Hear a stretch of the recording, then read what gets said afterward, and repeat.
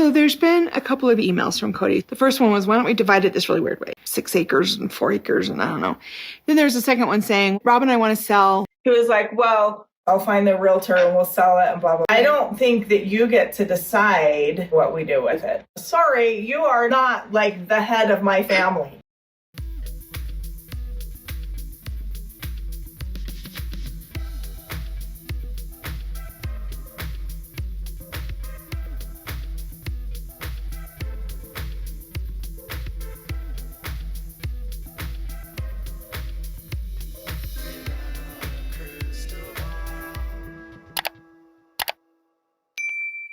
Hey friends, it's Katie from Without a Crystal Ball. Welcome back to my channel. It is Friday, January 24th, 2025. Something was brought up by McKelty in a recent Patreon about this property issue at hand between this Janelle and Meri versus Robin and Kody.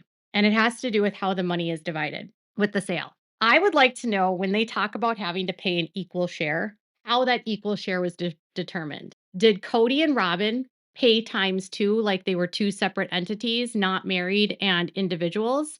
Or did they pay as one and they split the sale, the amount that they had to pay in to pay off Coyote Pass by 3? Or was it paid off by 4? That itself could be a huge argument about how they end up dividing the property. And according to McKelty, as far as she understands, Janelle and Meri want them to divide the assets by 3, not by 4, because Kody and Robin are married. Kody and Robin, everything they own would be owned together as community property. And the assets that they contribute would also be considered community property. And the income that they make is considered community property under the law. And if Kody and Robin paid in as a unit and they divided it by 3, then the division and how they distribute the proceeds would be by 3. Now, she claims Janelle and Meri want it divided by 3 and that Kody and Robin want it divided by 4. I mean, I can understand if that's how it was. We unfortunately don't know who paid the lion's share here. And I am most certainly going to say that I can't, under any circumstances, seeing Kody coming up with and Robin having to both come up with a 4th and treating each other like a 4th of this partnership. And then did you all notice that he said that he had 4 partners on the property? And there's really only 3. So who is he talking about? Who's this 4th partner? Is this like a silent partner that we don't know about? But Meri and Janelle are talking about it, and Meri had something to say. First and foremost, she said that Kody is not her head of the family anymore. She's not going to be bossed around by him, and he's not the one that gets to decide for her what she does or says or how she moves forward with Coyote Pass. Check it out. So there's been a couple of emails from Kody. The first one was, why don't we divide it this really weird way? 6 acres and 4 acres and I don't know. Then there's a second one saying, Rob and I want to sell. He was like, well, I'll find the realtor and we'll sell it and blah. I don't think that you get to decide what we do with it. Sorry, you are not like the head of my family. Kody proposed something very strange to Meri last season when they were sitting out at the property, and he was basically like, no, you get 2 acres and Ryan and she gets 4 and I get 4 and Janelle gets this and you just get 2. You know, it was going to be 4, 4 and 2, which made no sense. And Meri even pointed that out. Like, why would Robin and you get 8? You're married. And then Robin's like, well, what if I leave? She's not leaving. She's not leaving. This is the inequity of polygamy, because the legal wife, she automatically gets claim to anything that Kody owns. Nobody else does. Like, the only one that can actually sue him right now and be like, I want half your assets would be Robin. And she could do that via a divorce filing. And no one else can do that. No one. Janelle can't and Meri can't. Even McKelty and Tony agreed that there's nothing fair about polygamy because nothing's fair. There's always going to be someone that gets less. There's always going to be someone that gets more. There's always going to be someone benefiting while the others are not. And Robin has benefited the most, 100% from all of this. And Meri and Janelle are now facing the very real after effects of leaving what a cult like this is, when the man is still of this belief that he has authority over them and power over them because he's simply a man. That's it. He believes he is superior to them and that their opinions have no say or weight in his life. He doesn't treat them fairly. He will never treat them fairly. It's gross, to be honest. So Meri making that claim, like, you are not the head of my family, is good because it shows that she is removing herself from that patriarchal mindset of like, now I just need to be submissive and obey. I want to see more of this from all of them. I feel like Kody and Robin probably have some plan of what they want to do and how they want to handle it. I think that Janelle has some sort of plan, and I know that I do as well. And none of us are talking to each other because none of us trust each other. It's time for somebody to be pushing my interest. I probably will get a lawyer. In fact, I've been talking to one. I hope you feel like that for you too. I do, because it's been a year and a half since the last time I had that conversation with Kody. And here exposes the real culprit of this problem. None of them trust each other. And I can share this with you, is that in my experience, having worked with different cults and having worked on a Netflix documentary with survivors of a cult, the survivors I've worked with, a lot of times, even though they all are the victim of the leader or the cult leader or the patriarch, they also have become victims of one another. And so the leaders often pit the other ones against each other, which is what Kody did, right? He pit all the women against each other, and all the women were competing to get closer to Kody, competing for resources and competing for time. And through doing that, they've indirectly and directly hurt one another in various ways. They've all become victims of not only Kody, but of each other. Meri has grievances with Janelle. Janelle has grievances with Meri. Christine has grievances with Janelle and Meri. They all have grievances of Robin. Robin has grievances against all of them. And undoubtedly, each one of them has hurt the other in some way because they were all in competition for so long.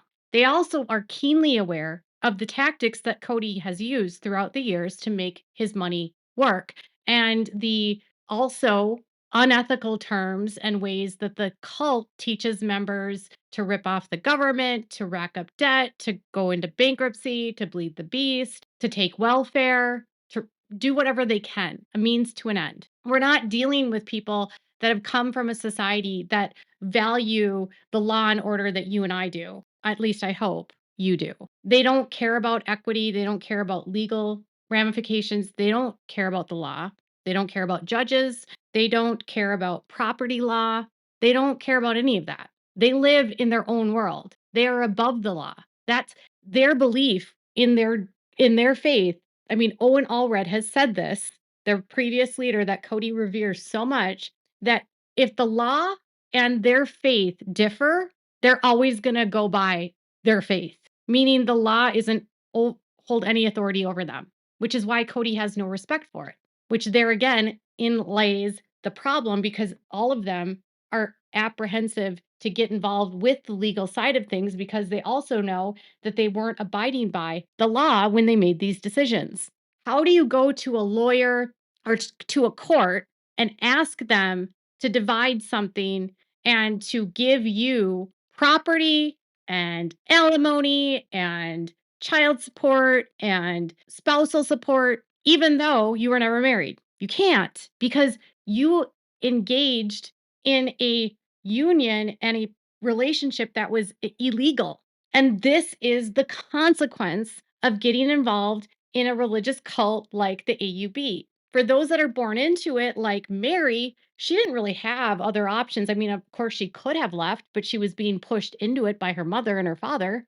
Janelle didn't have to go this route, but did. But they have been flicking their middle fingers at the law for all of these years, and now they want to ask the law for help. And that is what the inherent problem with leaving polygamy is for the women. By the time they wisen up and the time they realize what the hell has happened, there's nothing to protect them.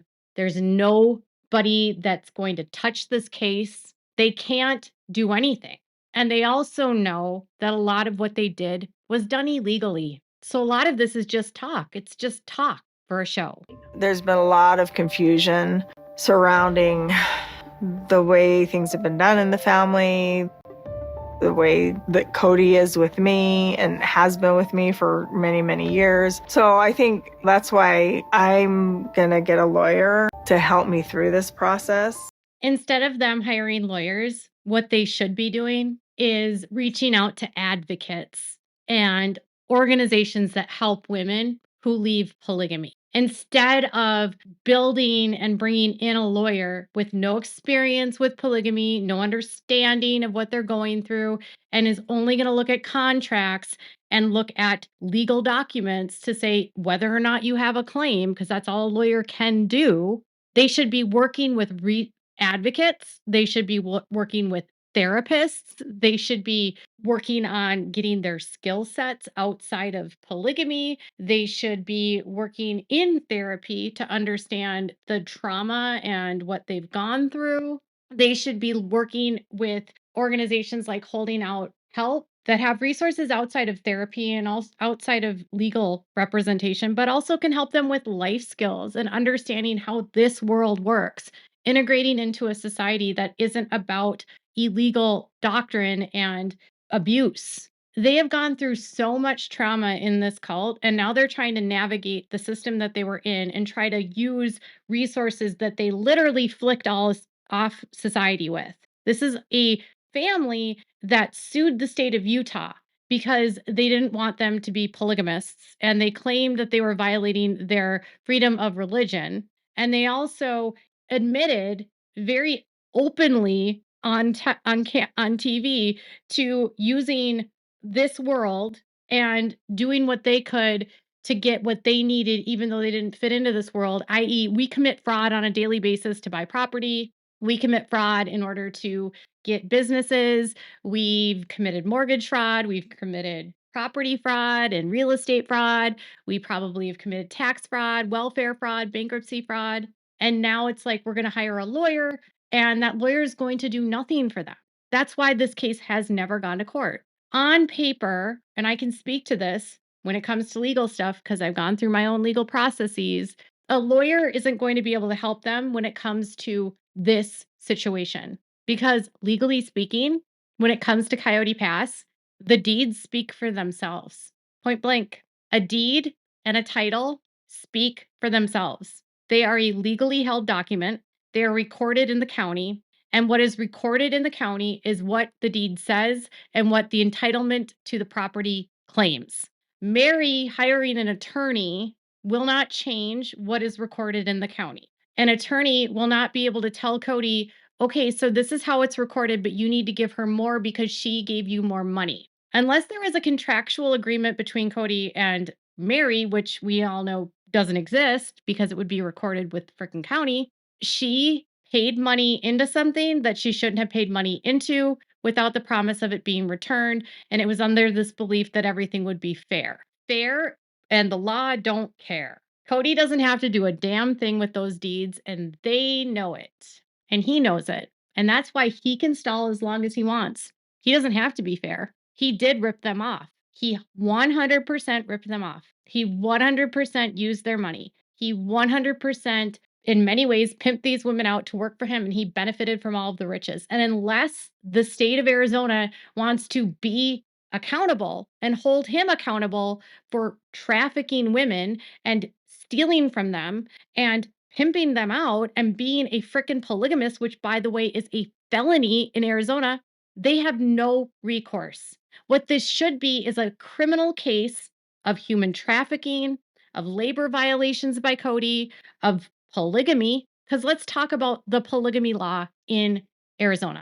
Under the Arizona Constitution, polygamy is banned, and yet there are no laws with penalties for what the penalty is for someone that practices polygamy. So there's no consequence, no legal consequence. The only way they can prosecute polygamy in Arizona is not through polygamy, but rather the crimes associated with polygamy. The state of Arizona has had a huge problem with polygamy because Samuel Bateman from the FLDS was obviously recently charged with having 20 wives and like 10 of them children.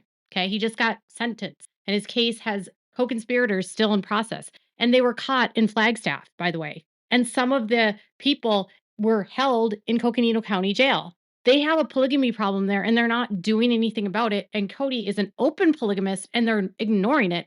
He isn't a polygamist now, but there's no statute of limitations on some of these crimes that he's committing. And he's also committing fraud right before the law enforcement's eyes, and they're willfully ignoring it. By now, the FBI and the state of Arizona is choosing to ignore this fraud blatantly. It's a choice for them to ignore all of this. A choice. Think of that. What other person would be able to commit these kinds of crimes on television and not get prosecuted? They're in Arizona for a reason, because they have lax laws when it comes to polygamy. The state has willingly said, we're not going to enforce it because we don't even have a consequence if you commit this felony. Even though it's banned by the Constitution, they have no legislation to prosecute someone that just practices polygamy. Instead, they go after men that have child brides and fraud. But yet here, we blatantly see the fraud happening, and the women have no recourse, and the women aren't going to law enforcement. What they should be doing is going to police and pressing charges against Kody. But they won't, because they're indoctrinated to believe that the law won't help them. What we're watching is a travesty. We're consuming it as entertainment. And these women are victims, and they don't even recognize they're victims. And Kody knows that they're victims, and he's counting on them to do nothing to stop what he's doing. And until one of them actually goes to law enforcement and says, this is what's happening, and wants to get him locked up and put him away, nothing will happen. In order for Kody to be prosecuted, someone has to declare him a perpetrator. And so far, no one wants to do that. And the law is blatantly ignoring the fraud he is committing. And that's my biggest gripe here, is they can keep talking about getting lawyers, but the real problem is that they need to go to police. They need to give police everything that they've had and explain the dynamics and explain the power dynamic issues and the abuse that happened, and Kody could be prosecuted. That's what they should be encouraged to do. None of this legal division of assets. Lock him up. Maybe he's not practicing polygamy today, but he's still defrauding them.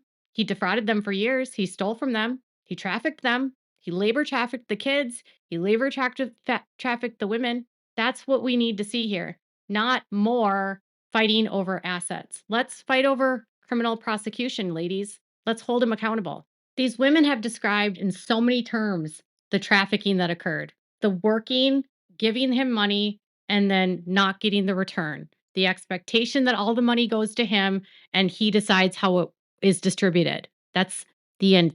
That is the epitome of trafficking. The children working on the show for free, Kody benefiting from that and not paying them, right? Who else works for free? And then Kody and Robin have all of the money and the riches. The truth here isn't about civil cases. It's about criminal prosecution and the law deciding whether or not and when to step in. And everyone in the media and in all of these tabloids and on People magazine and all of this propaganda, we're ignoring the crimes.